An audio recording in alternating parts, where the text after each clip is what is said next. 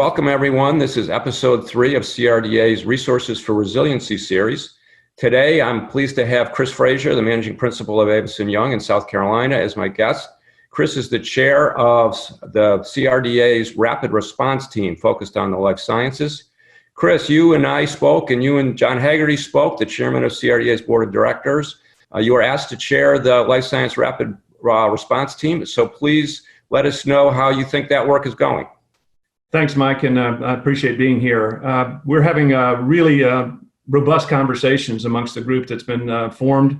We've got experienced folks from research, diagnostics, real estate, and others that have come together to provide a look at the region. And I think it's important for all of us to understand that we already have a presence in life sciences that has grown more than most of us would have expected. Part of what's happened as a result of our work is that we look back at a 2016 study to determine where we were in life sciences at the time, and then fast forward to today, and we've almost doubled the amount of life science companies in the region. So that presence has quietly built over time, and we look forward to this as a way to bolster that further. So why is this important for CRDA to be looking at life sciences in the future with everything we have going on right now?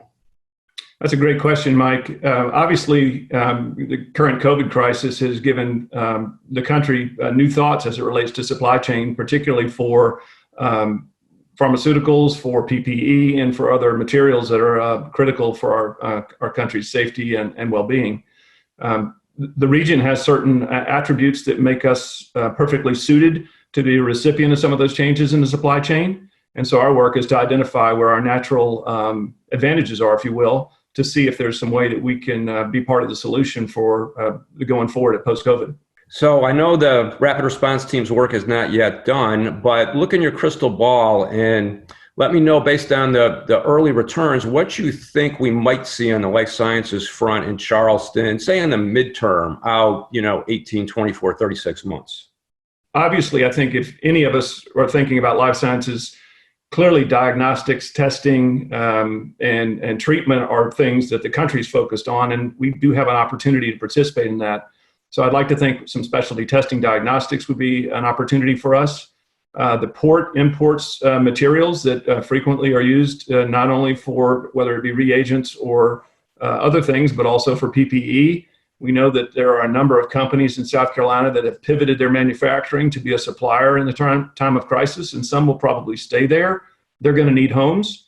So those are places that we intend to look for low-hanging fruit. And then further, I think as we advance the life sciences cluster in the region, we're really going to start to study our construction techniques to make sure that when we're building buildings, that we're putting in infrastructure to allow them to pivot to different uses other than those that may have historically been here. All right. Well, thanks for those thoughtful answers. Appreciate it. I'll reiterate that the team is composed of people who have expertise in architecture and engineering, and real estate development, in healthcare, and life sciences itself, and financing, and talent. And so all those ingredients will come together. CRDA remains bullish on this sector, as we've been for several years. And we're lucky to have you, Chris, and the team working together on this. So thanks for participating in CRDA's Resources for Resiliency. Thanks, Mike, and we look forward to coming back with some specific recommendations in the near future.